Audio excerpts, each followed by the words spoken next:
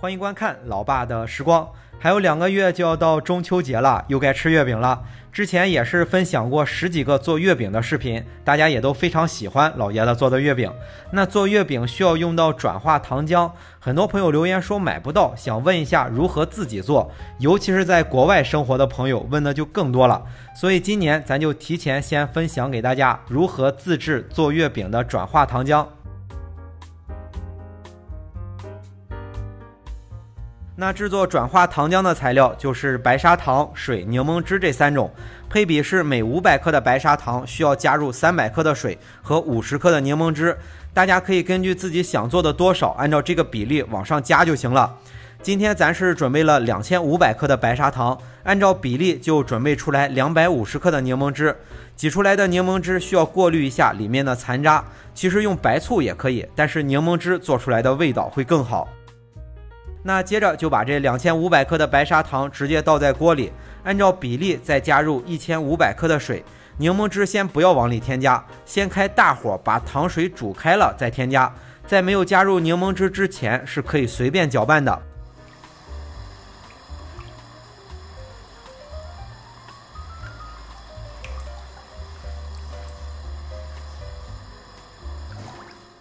辅助的搅拌，等糖水煮开了之后，这个时候再把柠檬汁加进去，加入柠檬汁，简单的搅拌均匀，转到小火。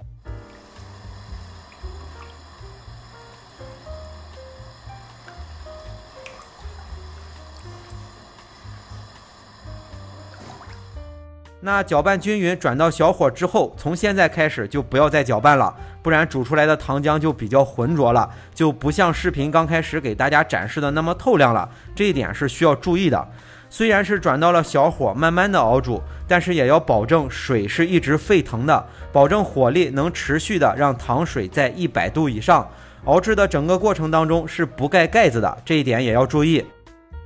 在熬煮糖浆的过程当中，会有糖水飞溅出来粘到锅边上，因为熬煮的时间比较长，防止粘在锅边上的糖烧糊了，可以用一个刷子蘸点清水稀释掉，但是不用一直清理，整个熬煮的过程当中清理1到2次就行，因为后面糖水变得比较粘稠，就不容易飞溅出来了。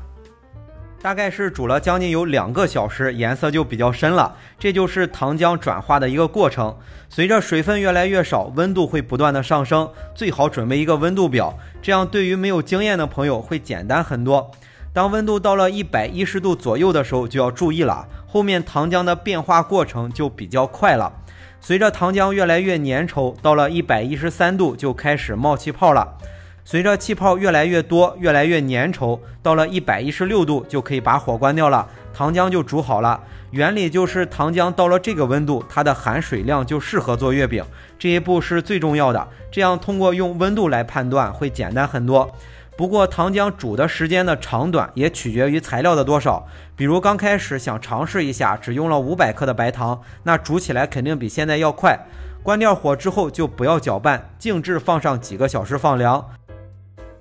那糖浆放凉之后就倒在罐子里储存起来，再静置放上1个月，使用效果更好。这些材料一共是出了有3150克的糖浆，大概能做200个左右的月饼，就是最常见的100克一个的。其实如果想自己做月饼，可以直接购买这样的糖浆，自己做的成本和买的其实花的钱都差不多，主要是之前分享了10几个做月饼的视频了，看着很多的朋友留言说买不到糖浆，买不到咱就可以按照这样的方法自己来做。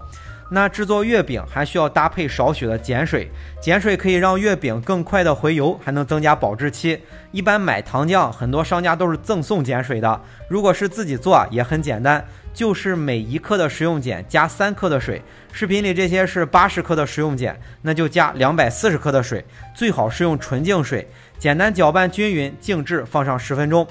放上10分钟之后过滤一下里面的残渣，再静置放上10分钟就可以装在瓶子里了。碱水的用量其实特别少，每次都是几克几克的，如果是在家里做这一小瓶根本就用不完。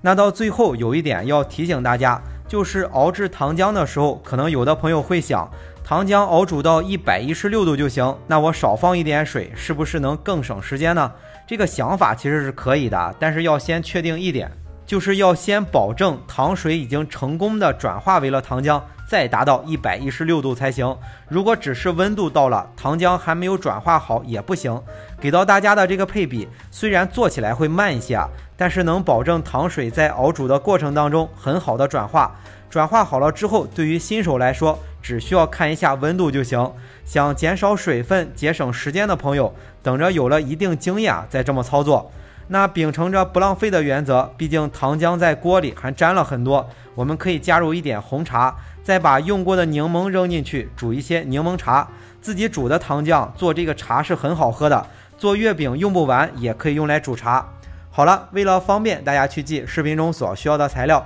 视频下方的备注栏或留言区有文字版的配料，有问题可以在留言区留言。大家如果喜欢老爸做的美食，记得帮忙关注点个赞，谢谢大家。那今天的这期美食到这里也就结束了，也祝大家生活愉快。